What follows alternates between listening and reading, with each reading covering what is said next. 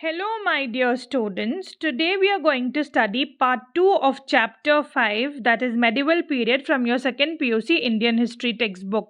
Topics covered in part 2 are 5.3 Rise of Marathas and Shivaji, 5.4 Vijayanagara Empire, Krishna Deva Rajaya, cultural contributions, foreign accounts, disintegration of Vijayanagara Empire. Now let's begin with 5.3, that is early life of Shivaji. Shivaji was born in 1627 CE at Shivneri Fort to Shahaji Bhosle and Jijabai. His mother inspired him with stories from the Ramayana and Mahabharata, teaching courage and leadership. His tutor, Dadaji Kondadeva, trained him in administration and welfare. Students, what we learn from this era is a strong upbringing and guidance are vital for developing leadership qualities. The next part is conquest of Shivaji. Before age of 20, Shivaji captured forts like Torana, Chakan, Kondana and Purandhara. Using strategy and diplomacy, he secured his father's release from the Sultan of Bijapur. He also built Pratapgarh fort on Konkan coast. What we learn from this era is courage, strategy, and diplomacy together ensure success in both war and governance. The next part is Shivaji and Afzal Khan. In 1659 CE, Afzal Khan was sent to punish Shivaji.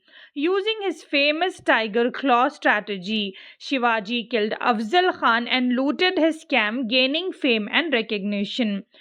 Students, from this era, we learn tactical intelligence and courage can overcome strong opponents.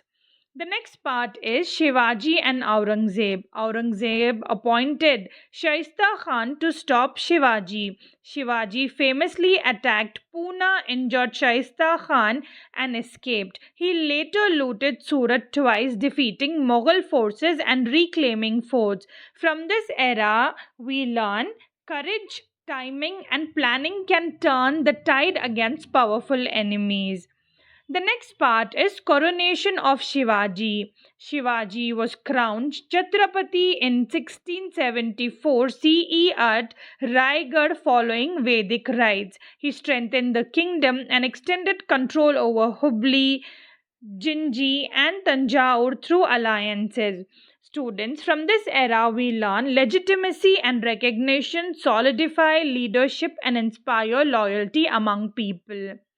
The next part is Shivaji's administration. Shivaji organized a central council called Ashtapradhan and divided his kingdom into provinces called Swarajya. Further subdivided into districts, Desh and Paranganas. He abolished Jagirs and paid salaries in cash. From this era, we learn efficient administration and strengthens governance and reduces corruption. The next part is revenue and military system. Shivaji collected land revenue, Chauth one-fourth of neighboring lands, and Sardeshmukhi 10%. His army included infantry, cavalry, elephants, artillery, and a navy of 200 ships led by Kanoji Angre. Soldiers followed strict rules of conduct. Students, from this we learn a well organized military and fair taxation system ensure loyalty and empire stability.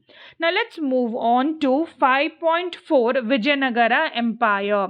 Founded in 1336 CE, the Vijayanagara Empire flourished under rulers like Krishna Deva Raya. It had strong military, irrigation based agriculture, thriving trade, and patronized literature, art, and architecture. Temples, forts, and cities displayed grandeur and Indo Islamic influence. From this era, we learn strong economy, culture, and administration ensure long lasting prosperity of a kingdom. The next part is art, culture, and religion. The empire encouraged Telugu and Kannada literature, temple architecture, sculpture, and religious harmony. Festivals, music, and patronage of scholars were prominent. Students from this era we learn cultural development and religious tolerance strengthen the identity and unity of a kingdom. In part 2, we learned about the rise of Shivaji and the Marathas, their military administration, and the flourishing Vijayanagara Empire, its economy, culture, and art. Students, in part 3, we will cover the Bahmani and Adil Shah Sultans, their contribution, architecture, and finally conclude chapter 5